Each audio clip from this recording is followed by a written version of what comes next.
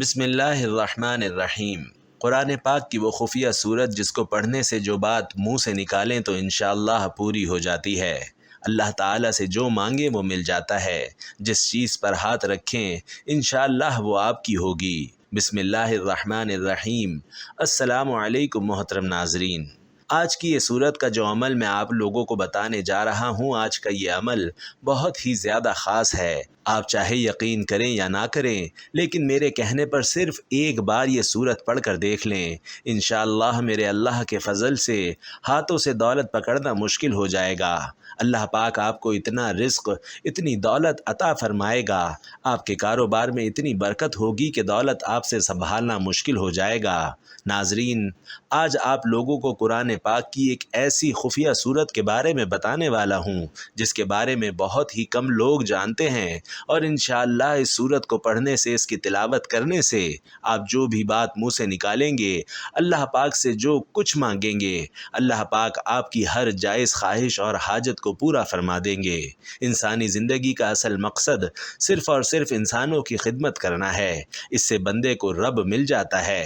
اللہ والو، جن لوگوں کو اللہ پاک نے اتنی دولت سے نوازا ہے اور اتنے مال سے نوازا ہے، جو بنگلوں کے مالک ہیں، گاڑیوں کے مالک ہیں اور بڑی بڑی فیکٹریوں کے مالک ہیں، ان کو کس نے عطا کیا ہے؟ ان کو بھی اللہ نے ہی عطا کیا ہے۔ اسی طرح اللہ پاک آپ کو بھی عطا کر سکتا ہے، اگر آپ کا یقین کامل ہو، اگر آپ اللہ پاک پر بھروسہ کرتے ہوئے یہ عمل کرتے ہیں جو میں آپ کو بتانے جا رہا ہوں۔ چونکہ یہ جتنے بھی اعمال اور وظائف ہوتے ہیں، یہ دعائیں ہوتی ہیں، یہ ہم آپ کو اپنی طرف سے نہیں بتا رہے ہوتے، بلکہ یہ بزرگان دین نے جو بتائے ہیں وہ آگے آپ کو بتا رہے ہوتے ہیں۔ جو بڑے بڑے علماء کرام نے ان وظائف کو کیا ہے، بڑے بڑے لوگوں نے ان وظائف کو پڑھا ہے اور کامیابیاں حاصل کی ہیں، اپنی مشکلات کو آسان بنایا ہے، تو ان وظائف، ان تسبیحات اور ان دعاؤں سے ہی انہوں نے اپنی مشکلات کو آسان بنایا ہے۔ اللہ تعالیٰ نے انسان کو عقل سلیم عطا فرما کر اور اسے اشرف المخلوقات قرار دے کر دنیا میں بھیجا۔ عقل کی ہدایت اور نگہبانی کے لیے اس کو شریعت کی روشنی سے نوازا، تاکہ انسان اللہ تعالیٰ کی عبادت اور اطاعت کرے اور ایک نیک اور صالح اور منصفانہ معاشرے کی تعمیر کا کام انجام دے۔ اسی مقصد کی تکمیل کے لیے اللہ تعالیٰ نے روز اول سے انبیاء دنیا میں بھیجے، اور یہ سلسلہ خاتم الانبیاء حضور اکرم صلی اللہ علیہ وسلم پر ختم ہوا، جن کو اللہ تعالیٰ نے قیامت تک آنے والے تمام جن اور انسانوں کے لیے رسول بنا کر بھیجا۔ اللہ تعالیٰ نے انسان کو اپنی عبادت اور اطاعت کا مکلف بنا کر اس روئے زمین پر اپنا خلیفہ مقرر کیا، تاکہ انسان اللہ تعالیٰ کی شریعت پر عمل کرے اور ایک منصفانہ سماج کی تشکیل کے لیے کوشاں رہے۔ اس مقصد کے حصول کے لیے یقیناً جسمانی اور مالی دونوں طرح کی قربانی درکار ہوتی ہے۔ جیسا کہ اللہ تعالیٰ فرماتا ہے کہ جب تک تم اپنی پسندیدہ چیز اللہ کی راہ میں خرچ نہیں کرو گے، ہرگز بھلائی نہیں پاؤ گے۔ قرآن کریم میں استعمال ہوئی اس اصطلاح قرض حسنہ سے اللہ تعالیٰ کے راستے میں خرچ کرنا، غریبوں اور محتاجوں کی مدد کرنا، یتیموں اور بیواؤں کی کفالت کرنا، مقروضین کے قرضوں کی ادائیگی کرنا، نیز اپنے بچوں پر خرچ کرنا مراد ہے۔ قرضے کی انسانیت کے کام آنے والی تمام شکلیں اس میں داخل ہیں، جیسا کہ مفسرین نے اپنی تفسیروں میں تحریر فرمایا ہے۔ ناظرین، اسی طرح قرض حسنہ میں یہ شکل بھی داخل ہے کہ کسی پریشان حال شخص کو اس نیت کے ساتھ قرض دیا جائے کہ اگر وہ اپنی پریشانیوں کی وجہ سے واپس نہ کر سکا تو اس سے مطالبہ نہیں کیا جائے گا۔ ناظرین، مدد تو اللہ کی ذات ہی کرتی ہے، وہی اللہ مدد کرتا ہے اور سب کی وہی مدد کرتا ہے۔ اگر کوئی غریب ہے تو اس کو امیری میں بدلتا ہے تو اللہ بدلتا ہے، اگر کوئی امیر ہے اس کو غریبی میں بدل دیتا ہے تو وہ بھی اللہ ہی بدلتا ہے۔ تو آج کا یہ جو عمل، جو تسبیح آپ کو بتانے جا رہا ہوں، اس کو پڑھنے سے پہلے ایک بار بڑے دھیان سے نوٹ فرما لیں، اور اس پر آپ نے عمل بھی ضرور کرنا ہے کہ اللہ کی راہ میں کیا کریں۔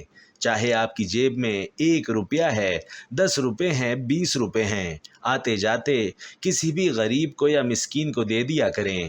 ایسا کرنے سے اللہ پاک آپ کے رزق میں 100 گنا اضافہ فرما دیتے ہیں، اور اس کے بارے میں اللہ تعالیٰ نے قرآن کریم میں ارشاد بھی فرمایا ہے۔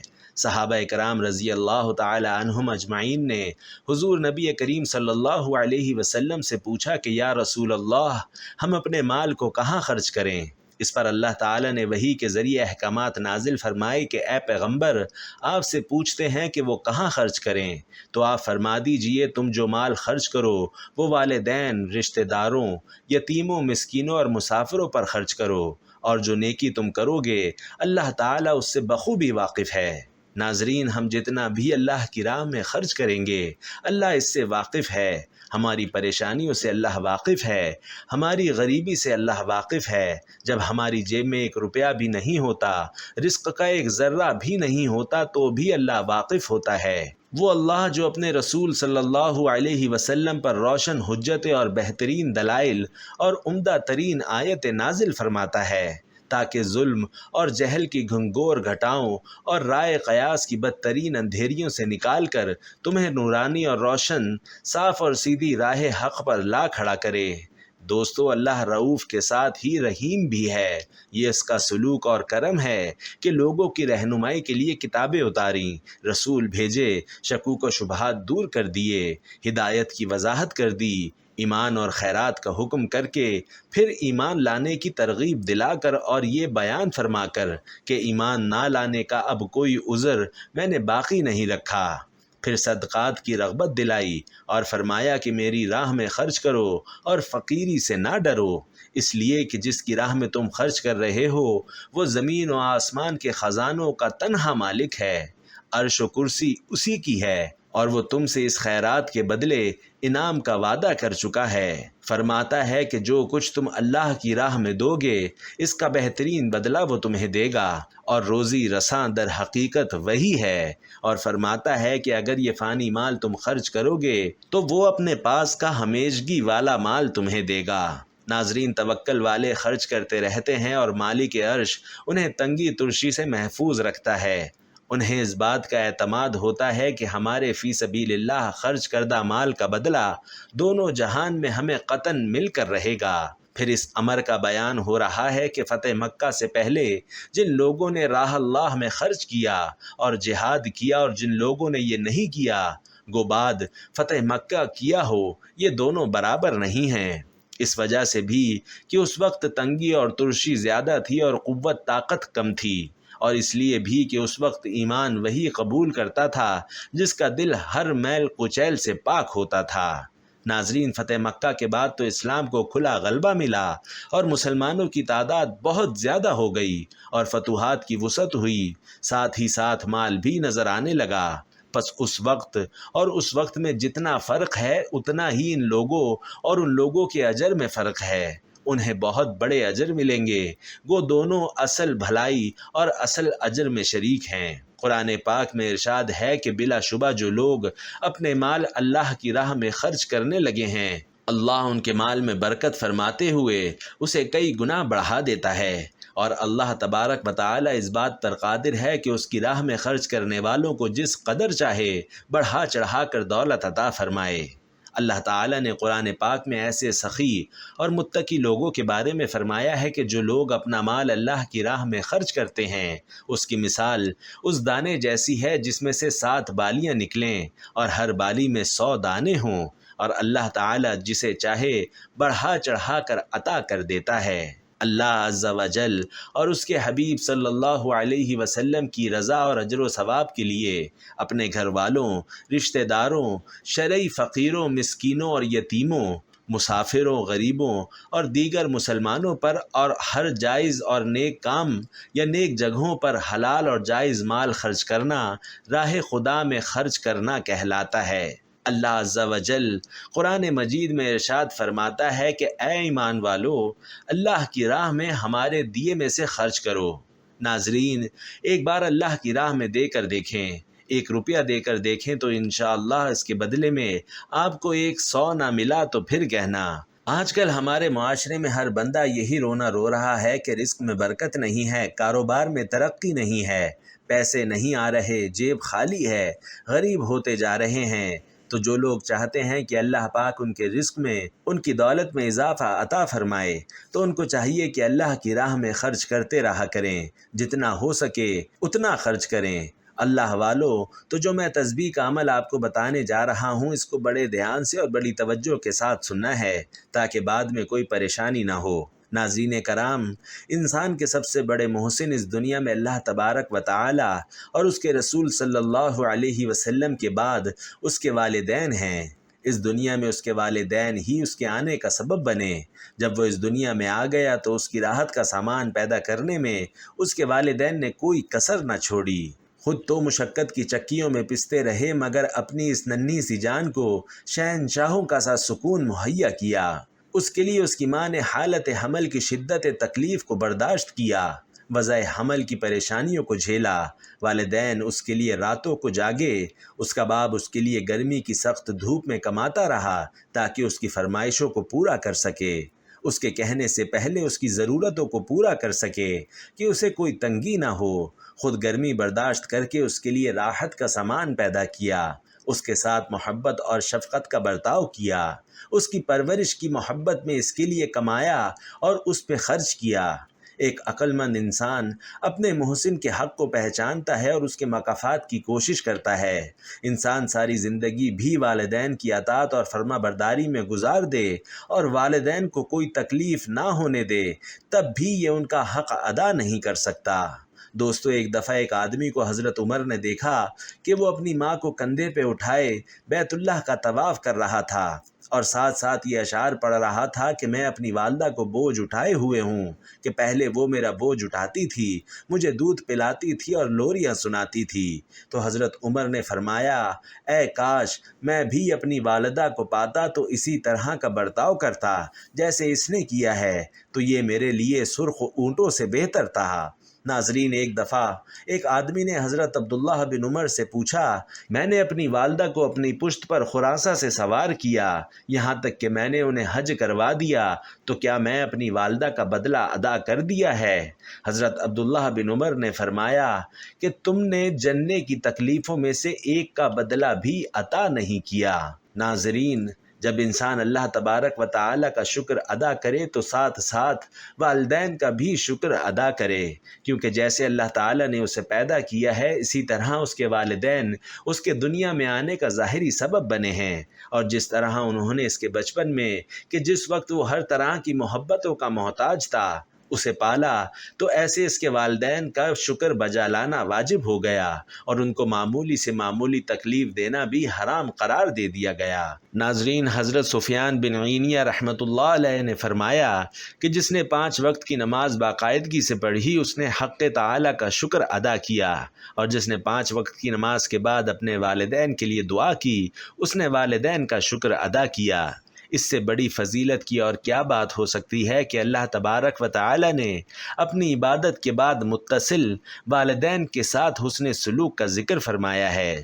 جہاں اپنی عبادت کا ذکر فرمایا، ساتھ ہی یہ فرما دیا کہ والدین کے ساتھ بھلائی کا معاملہ کرو۔ دوستو، اللہ تبارک و تعالی کا ارشاد ہے، اور اللہ تعالی کی عبادت کرو اور اس کے ساتھ کسی کو شریک نہ کرو اور والدین کے ساتھ اچھا سلوک کرو۔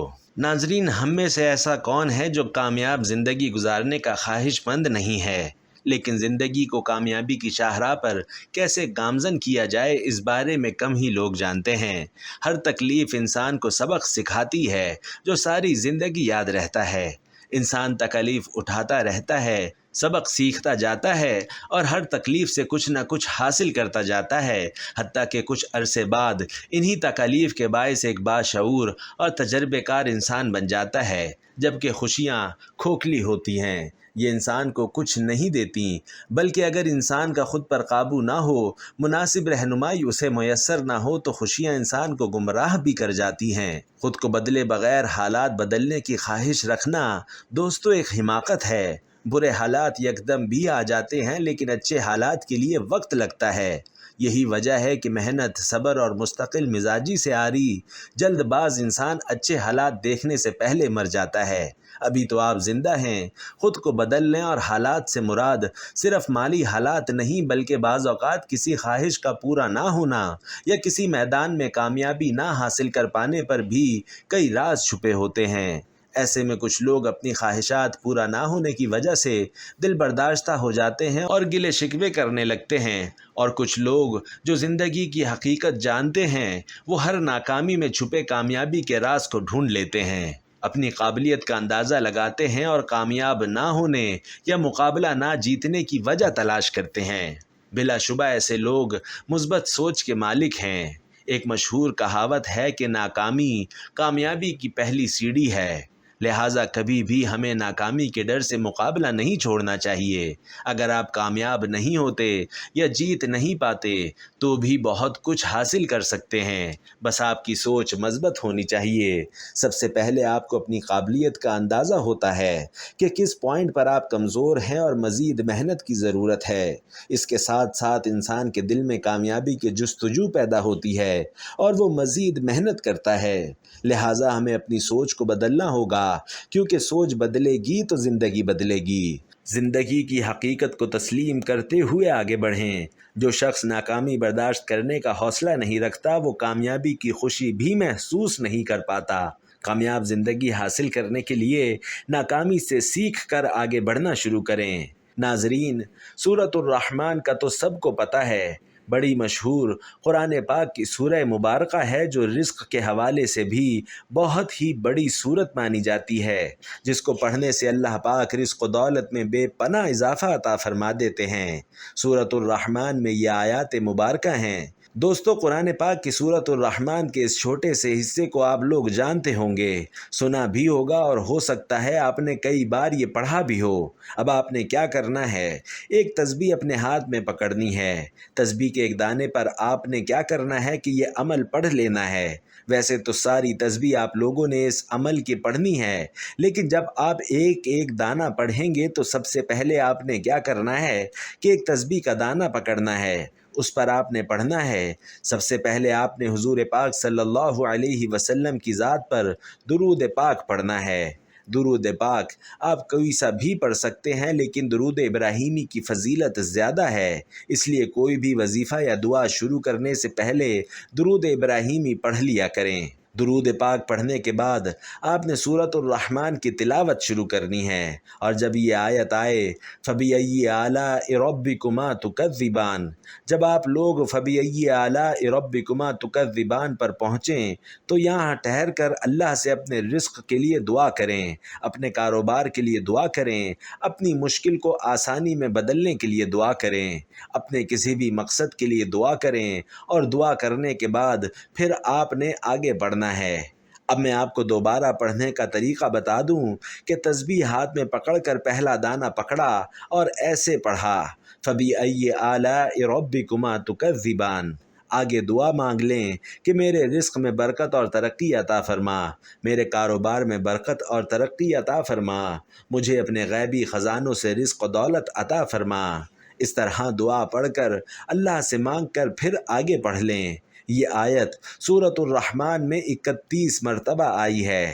اللہ تعالیٰ نے اس سورت میں اپنی اقسام و انواع کی نعمتوں کا ذکر فرمایا ہے۔ آپ نے یہ آیت تسبیح کے دانوں پر 31 مرتبہ پڑھنی ہے، اور آخر میں آپ نے ایک مرتبہ درود پاک پڑھنا ہے۔ دوستو، یہ مکمل عمل ہے۔ امید ہے کہ آپ کو اس عمل کی سمجھ آ چکی ہوگی۔ اگر سمجھ نہ آئی ہو تو آپ دوبارہ سے ویڈیو کو ریوائنڈ کر کے دیکھ سکتے ہیں۔ صرف ایک تسبیح پڑھ لیں، رات کے وقت پڑھ لیں یا صبح کے وقت پڑھ لیں، دوپہر کے وقت پڑھ لیں یا شام کے وقت پڑھ لیں، جب مرضی پڑھ لیں، انشاءاللہ اللہ پاک اس کی برکت سے آپ کے ہاتھوں میں اتنی دولت تھما دیں گے کہ آپ سے پکڑنا اور آپ سے سنبھالنا مشکل ہو جائے گا۔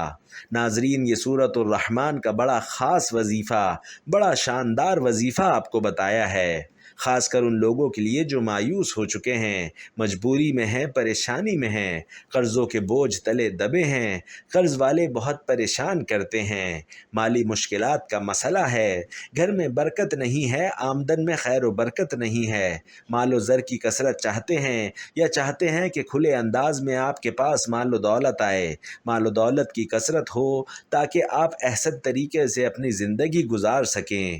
ناظرین، جو لوگ معاشی پریشانیوں کا شکار ہیں، قرضوں کا بوجھ ہے، کاروبار میں نقصان ہے، آمدن میں خیر و برکت نہیں، آپ کے پاس صلاحیت ہے، ہنر ہے، لیکن اچھا کام نہیں ملتا، اچھا روزگار نہیں ملتا، تو یہ سورۃ الرحمن کا وظیفہ کریں اور انشاءاللہ دنوں میں آپ اپنے مسائل اپنی کھلی آنکھوں سے حل ہوتے دیکھیں۔ ناظرین، مفید وظیفہ آپ کو پھر بتاتے ہیں۔ آپ نے اول و آخر 3، 5 یا 7 مرتبہ درود پاک پڑھنا ہے، اور درمیان میں آپ نے سورۃ الرحمن کی تلاوت کرنی ہے، اور یہ وظیفہ آپ نے ایک ہی وقت میں کرنا ہے۔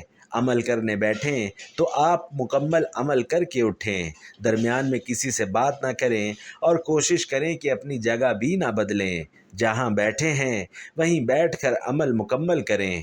اول و آخر 3، 5 یا 7 مرتبہ درود پاک پڑھیں اور درمیان میں سورۃ الرحمن کی تلاوت کریں، اور جب اس آیت پر ہر بار آئیں فَبِأَيِّ آلَاءِ رَبِّكُمَا تُكَذِّبَانِ، تو اس کو آپ نے بآواز بلند پڑھنا ہے، اور دل ہی دل میں رب کے حضور دعا کرنی ہے، اپنی پریشانیوں کے لیے، فراخی رزق کے لیے، اور مقاصد میں کامیابی کے لیے، تقیہ کاروبار کے لیے۔ انشاءاللہ فائدہ ہی فائدہ ہوگا، رب کرم کرے گا، اور انشاءاللہ غیب سے اسباب پیدا کرے گا، قرض کی پریشانی سے نجات ہوگی، مال و زر کی آمدن ہوگی اور اس میں برکت ہوگی، اور انشاءاللہ آپ کی معاشی صورتحال خوب سنور جائے گی۔ اس کے بعد ان کلمات کو 100 مرتبہ پڑھنا ہے۔ یہ اضافہ رزق کا وظیفہ ہے۔ انشاءاللہ رب کریم رزق عطا فرمائے گا اور ترقی عطا فرمائے گا۔ لا حول ولا قوت الا باللہ العلی العظیم پڑھیں۔ یہ کلمات 100 مرتبہ پڑھیں۔ جب سورۃ الرحمن کا عمل کر لیں تو یہ تسبیح، یہ خاص تسبیح اور قرآنی سورت بیان کی یہ پہلا مجموعہ ان کو لازمی کریں۔ انشاءاللہ اللہ بے پناہ رزق عطا فرمائے گا۔ فراخی رزق کے لیے، مقاصد میں کامیابی کے لیے، مال و زر کی آمدن کے لیے اور اس میں کثرت کے لیے آپ نے سورۃ الرحمن کو پڑھنا ہے، اور انشاءاللہ آپ کو غیب سے ایسے اسباب مہیا ہوں گے اور ایسی ضرورتیں پوری ہوں گی اور ایسے انداز میں پوری ہوں گی جن کے بارے میں آپ نے کبھی سوچا نہیں ہوگا۔ اس چھوٹے سے عمل کو خود بھی کریں اور اپنے تمام دوسرے بہن بھائیوں کو بھی بتا دیں۔ اپنا بہت سارا خیال رکھیں اور اپنی خاص دعاؤں میں ہمیں بھی یاد رکھیں۔ ناظرین، آخر میں گزارش ہے کہ اللہ تعالیٰ کے 99 ناموں میں سے کوئی بھی ایک نام کمنٹس میں ضرور شیئر کریں۔ اللہ ہم سب کا حامی و ناصر ہو۔ جزاک اللہ خیر۔